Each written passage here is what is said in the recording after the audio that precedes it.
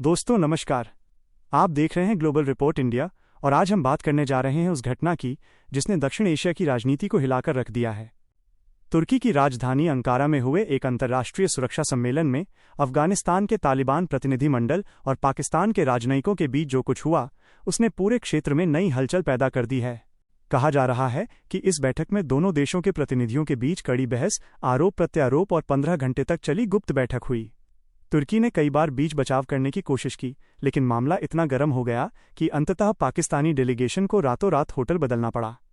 अब सवाल उठता है, आखिर ऐसा क्या हुआ कि तालिबान जो कभी पाकिस्तान का सबसे करीबी माना जाता था, अब उसी पर नाराज हो गया?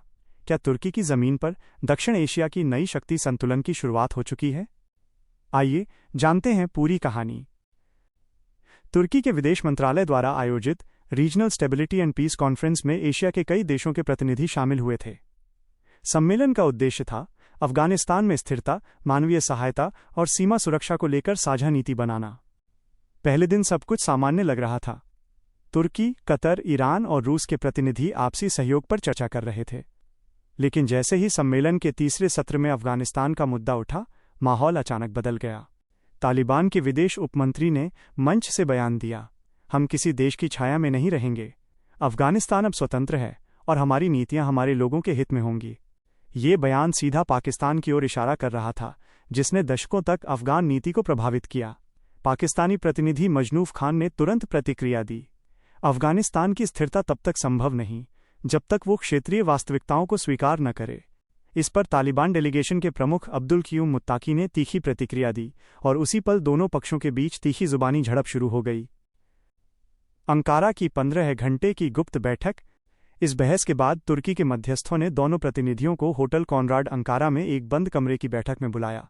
ये बैठक रात 9 बजे शुरू हुई और अगली सुबह तक चलती रही। कुल 15 घंटे लगातार चर्चा, तकरार और कई बार भावनात्मक माहौल। तुर्की के विदेश मंत्री हाकान फिदान खुद बीच बचाव के लिए आए। कई बार बातचीत रुक गई, कई बार शुरू हुई। रिपोर्ट्स के मुताबिक तालिबान प्रतिनिधि लगातार पाकिस्तान से ये सवाल पूछ रहे थे, क्यों आपके ड्रोन अब भी अफगान सीमा में घुसपैठ करते हैं? क्यों आप हमारे अंदरूनी मामलों में दखल दे रहे हैं? वहीं पाकिस्तान का जवाब था, हम सिर्फ आतंकवादी ठिकानों को निशाना बना रहे हैं जो पाकिस्तान में हमले करते हैं। तालिबान ने इस पर कहा, पाकिस्तान आतंकवाद के नाम पर अफगान सरहद में दखल कर रहा है, जबकि असली समस्या खुद पाकिस्तान की नीति है। 15 घंटे की इस बैठक के बाद कोई लिखित समझौता नहीं हुआ, लेकिन ये साफ हो गया कि तालिबान अब पाकिस्तान की नीति निर्देशक भूमिका को मानने के लिए तैयार नहीं है।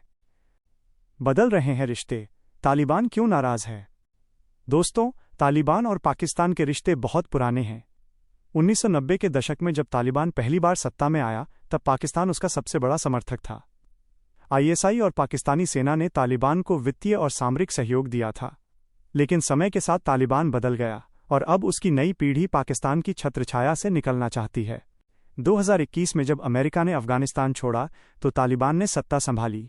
शुरू में पाकिस्तान ने इसका स्वागत किया, लेकिन कुछ महीनों में ही तनाव बढ़ गया। कारण सीमा विवाद, TTP आतंकवादी संगठन और आर्थिक दबाव।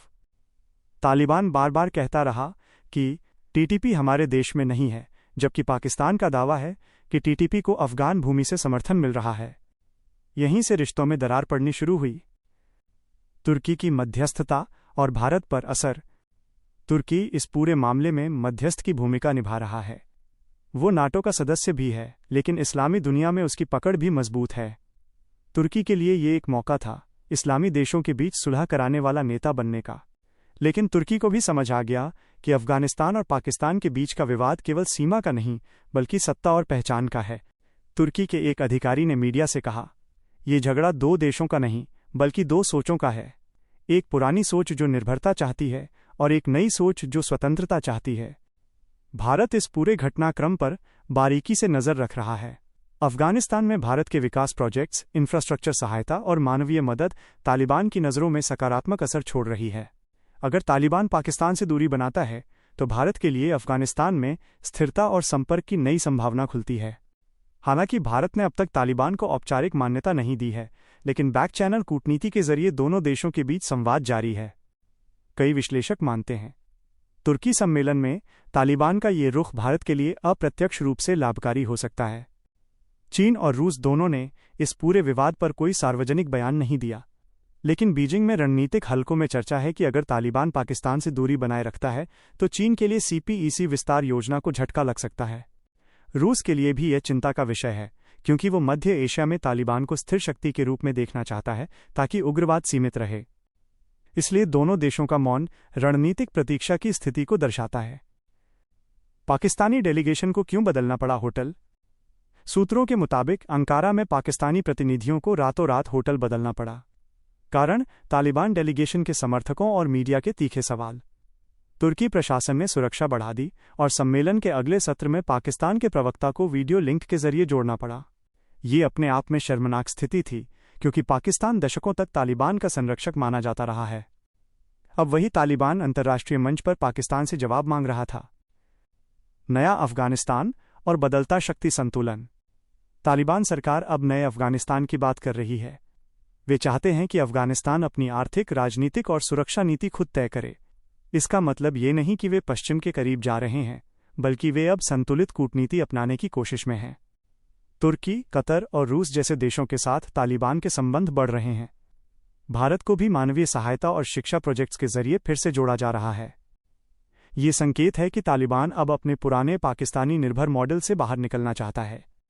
पाकिस्तान इस समय आर्थिक संकट, राजनीतिक अस्थिरता और आतंरिक आतंकवाद से जूझ रहा है।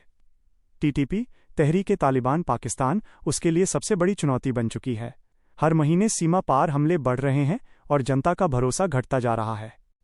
तालिबान के पाकिस्तान विरोधी रुख ने इस संकट को और गहरा दिया है। अगर अफगानिस्तान अब पाकिस्तान को सहयोग नहीं देगा तो पाकिस्तान के पास न तो रणनीतिक गहराई बचेगी और न ही अफगान सीमा पर नियंत्रण।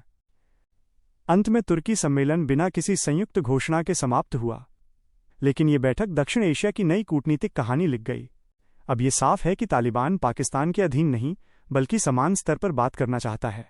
तुर्की और रूस जैसे देश इस स्वतंत्र नीति का समर्थन कर रहे हैं, और भारत चुपचाप लेकिन प्रभावी ढंग से इस बदलते समीकरण का अध्ययन कर रहा है। अगले महीनों में कई चीजें तय होंगी। क्या पाकिस्तान तालिबान से रिश्ते सुधार पाएगा?